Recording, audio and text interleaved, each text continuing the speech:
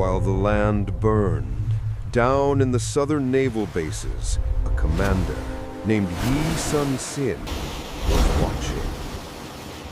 Yi was not your typical hero. For most of his life, he was considered a failure by the corrupt standards of the royal court. He was too honest, too rigid, too disciplined.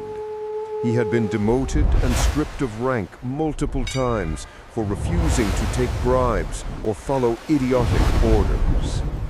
But when war came, that stubborn discipline became the nation's only hope. While other generals panicked, Yi Sun-sin had been preparing.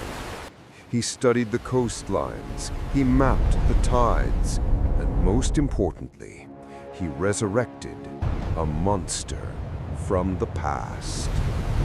Let's talk about that monster, the Gobuxian, the turtle ship. If the Japanese had the musket, Yi Sun-sin had an engineering masterpiece that was centuries ahead of its time. In the 16th century, naval warfare was simple. You smash your ship into the enemy, board them, and fight hand to hand.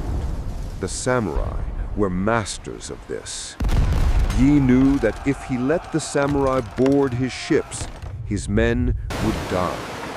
So he built a ship that could not be boarded. Picture a massive, flat-bottomed battleship, but instead of an open deck, the top is completely covered by a curved roof of thick pine planks resembling the shell of a giant turtle. But this shell wasn't just for shade. Covered in iron spikes hidden under straw mats, it was a death trap. Any samurai foolish enough to jump onto the roof would be impaled instantly. At the bow of the ship sat a grotesque dragon's head.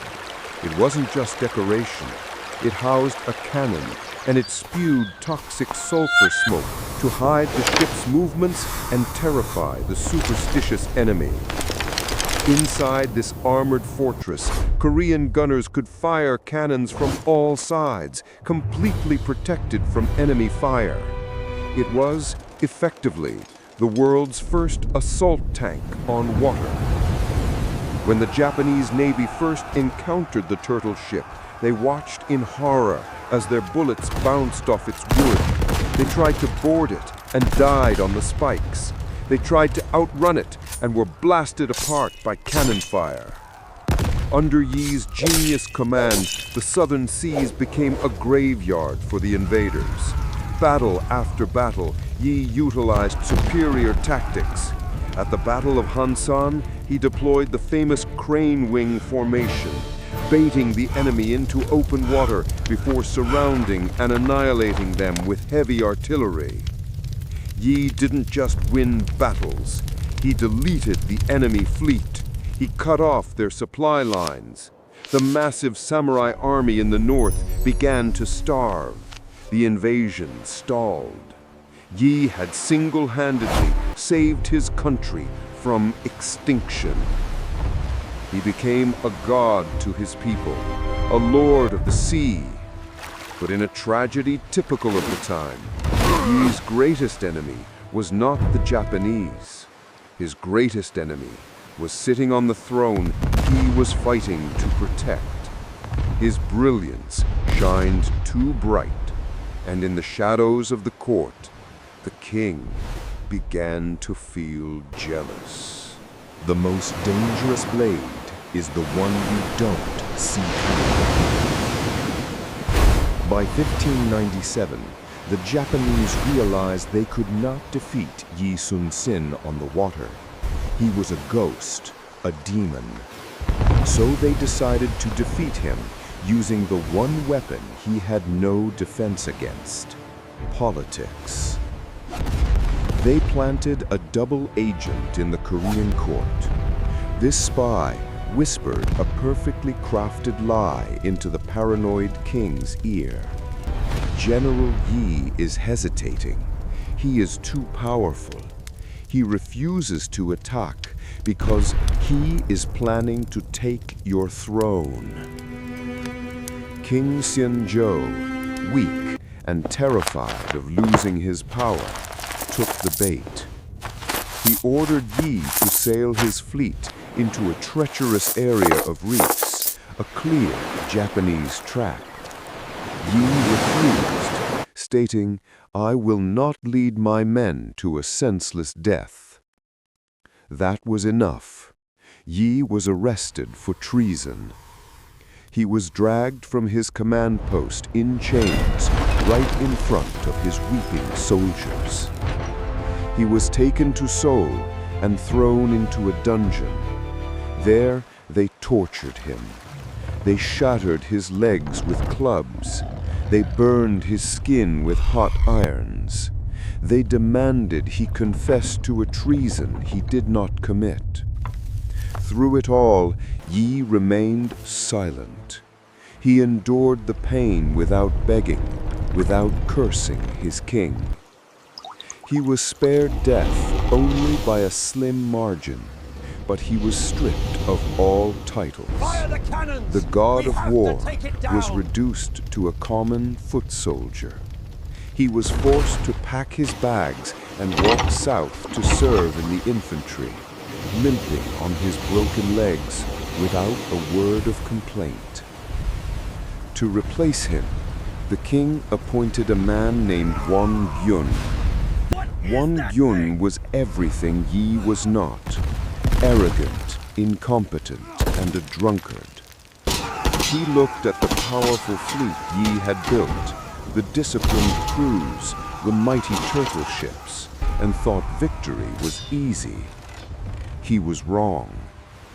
In July 1597, under pressure from the king to show results, Wang Yun led the entire Korean Navy blindly into a night ambush at Chil-Chil-yang. He didn't scout. He didn't plan. He was drunk. The Japanese were waiting. That night, the sea burned. Without Yi's strategy, the Korean formation collapsed. The legendary turtle ships were surrounded and sunk one by one.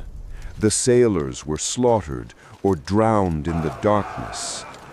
In a single night of incompetence, the entire navy that Yi Sun-sin had spent 5 years building was wiped from the face of the earth. Wang Yun fled and was beheaded by samurai on the shore. 160 ships destroyed, thousands dead. The only shield protecting the nation was gone. Panic swept the capital. The Japanese fleet, now numbering over 300 ships, began sailing toward Seoul unchecked. In total desperation, the king remembered the old soldier guarding a warehouse in the south. He hastily wrote a decree reinstating Yi Sun-sin as supreme naval commander. Yi accepted. He didn't laugh. He didn't say, "I told you so." He simply put on his old armor and went to the sea. But when he arrived, he found ghosts. No fleet, no supplies, just 12 battered ships that a junior officer had managed to save from the disaster. The longer we wait, Even the king gave up. Where is he? He sent This Yi ghost, a letter. Yi Sun-sin, The haunts navy our is every too move. small. Disband it. Bring your men to land and join the army. Conspires with the northern warlords. It was a logical order. Fight on land or die at sea. Who can I trust? But in Yi these Sun-sin, treacherous times? sitting in his candlelit tent, picked up his brush and wrote one of the most famous letters in military history. Your Majesty, I still have 12 ships. As long as I am alive, the enemy shall not cannot do pass this sea. I will not lead our He men had to a 12 suicide ships. mission. The enemy had 333. Yi knew he could not win with firepower. He had to use the ocean itself as a weapon. He chose the Myeongyang Strait. He knew the currents there would roar like a waterfall, confusing the large Japanese fleet, forcing them to crash into each other. On the morning of October 26th, the Japanese fleet entered the strait. They saw the tiny Korean force and laughed. They rushed forward to crush them. But as the battle began, fear took hold. The captains of Yi's other 12 ships were terrified. They hung back, refusing to engage. This left Yi Sun-sin's flagship completely alone. I have faced One death ship countless times, but against this... an empire. Yi did not retreat. He ordered his anchors dropped. He stood on the deck, exposed to the rain of bullets, and unleashed hell. For hours, his single ship held the line. Cannons roared until the barrels glowed red. His archers rained death upon the samurai trying to board. The Japanese could not believe their eyes. This one ship was fighting like a demon. Seeing their commander facing death alone, the shame of the other Korean captains turned into rage. They turned their ships around, they sounded the drums, they charged into the fray. And at that exact moment, the tide turned. The roar of the ocean became the roar of victory. The current shifted, smashing the Japanese ships into one another. The narrow strait became a grinding machine of wood and flesh. The Japanese, trapped by the water and the cannon fire, broke in panic. 31 Japanese warships were sunk instantly. The rest fled. The miracle was complete. 13 ships had defeated 333. The invasion was broken, but the war was not over, and the final price had yet to be paid. The miracle at Myeongyang changed everything. The Japanese supply lines were severed again. The invasion crumbled. By late 1598, the great warlord Hideyoshi was dead, and the samurai were ordered to retreat back to Japan. But Yi Sun-sin was not a man to let an enemy escape to return another day. On December 16, 1598, the final battle took place at Noryang. Yi led a combined fleet to intercept the retreating Japanese. It was night. The sky was lit only by the burning ships. My king, it was a I have a chaotic, plan to brutal defeat the enemy. melee. Yi stood at the bow of his flagship, beating the great war drum himself, urging his men to chase the enemy, to finish it once and for all. Then, silence. A stray arquebus bullet from a retreating ship struck Yi in the chest. It pierced his lung. He felt the cold grip of death, but he looked around. The battle was at its critical point. Confusion now would mean defeat. With his dying breath, as his son and nephew held him, he whispered his final command. The battle is at its height. Do not announce my death. His son bit his lip until it bled to stop from crying. He covered his father's body with a shield, picked up the drumstick, and continued to beat the drum. Boom, boom, boom. The sound of the drum echoed across the water. The soldiers, hearing the rhythm of their commander, fought with the fury of dragons. Majesty. They destroyed the Japanese fleet. Only when the last enemy I still ship have had 12 sunk ships. and the sun began to rise over a free Korea, did the drumming stop. And only then did the men realize that their lord of the sea was gone. Yi Sun-sin died as he lived, putting his duty above his life. Centuries later, when the Japanese Admiral Togo defeated the Russian Empire in 1905, the world called him the Nelson of the East. Togo shook his head and said, "You may compare me to Lord Nelson, but do not compare me to Yi Sun-sin. Next to him, I am only a petty officer." History has produced many generals, many ship conquerors, against an empire. but it has produced only one, Yi Sun-sin, the man who defied the odds, defied his king, and defied death itself to save his people. What do you think is the greatest underdog victory in history? Let us know in the comments below. If you enjoyed this epic tale, please subscribe and ring the bell for more stories of humanity's greatest legends. The date is October 26, 1597. We are standing at the Myeongyang Strait off the southwest coast of the Korean peninsula. To a casual observer, the water might look peaceful, a deep churning blue under the autumn sky. But beneath the surface, this is one of the most dangerous stretches of water in Asia. The locals call it the Roaring Currents. Here, the tides shift violently every few hours, rushing through the narrow channel at 10 knots, smashing against jagged underwater rocks with a sound like thunder rising from the deep. And it is here, in this natural death trap, that one of the greatest military miracles in human history is about to unfold. Imagine standing on the deck of a weathering wooden ship. The sea mist is thick, cold, and blinding. You are a Korean sailor. You are exhausted.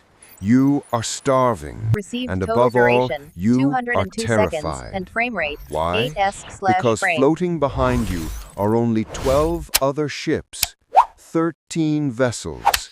That is the entire surviving navy of your nation.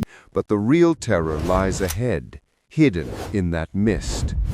Slowly, over the sound of the wind, you hear it. The rhythmic beating of war drums, the haunting sound of conch shell horns, and then dark silhouettes begin to tear through the fog.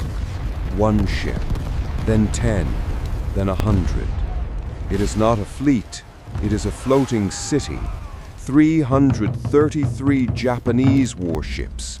On board are tens of thousands of the finest samurai warriors, battle-hardened veterans of the Sengoku civil wars.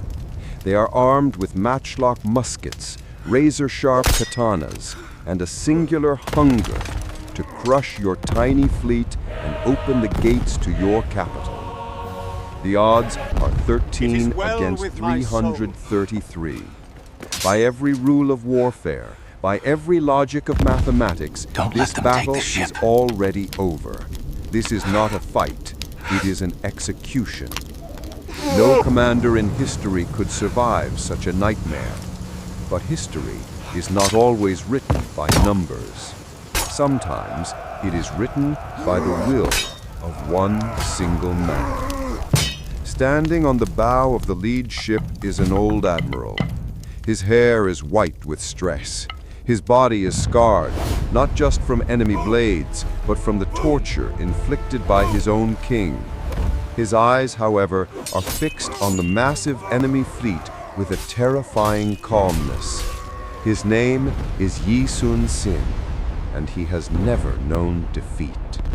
To understand how one man could stand against such a tidal wave, we must rewind the clock. We must go back 5 years to 1592, when the nightmare began. The kingdom of Joseon was a land of scholars and poets, a nation that valued the brush over the sword. They believed peace would last forever. But across the sea, Japan had just been united by the warlord Toyotomi Hideyoshi. His ambition was boundless. He didn't just want Japan. He wanted China, Next to him, India. He wanted the world. And Korea was the bridge he had to burn to get there. Next to him, In April I am only a 1592, petty officer. the storm broke. 160,000 Japanese troops landed on the shores of Busan. This was a medieval blitzkrieg. Armed with Portuguese arquebus muskets, a weapon the Koreans had never seen, the samurai cut through the Korean land defenses like a hot knife through butter. arrows shattered against armor. What is the Castles greatest fell in underdog hours. victory? The capital, Seoul, fell in just 20 days. The king fled north, abandoning his people to the slaughter. It seemed the Joseon dynasty was destined to become a footnote in history. But Hideyoshi made one fatal calculation error. He looked at the map and he saw the land. He forgot to look at the sea.